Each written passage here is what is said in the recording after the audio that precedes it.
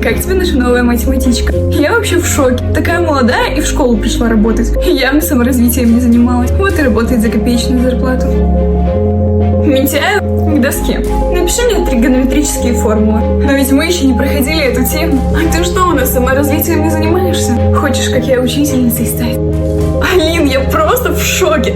Она такая злая. По-любому мужика давно не было. Вот на детях и отыгрывается. Не знаю. Почему у меня за контрольную двойка? Я же больше половины правильно решила. А это у меня вчера мужика не было. Вот я на детях и отыгрываюсь. Она окончательно из ума выжила. Настя, можно тебя на минуту? Да говори, тут только мы с Алиной. У нас нет друг от друга секрета. Прости, я хочу поговорить с Настей наедине. Ну ладно, пошли.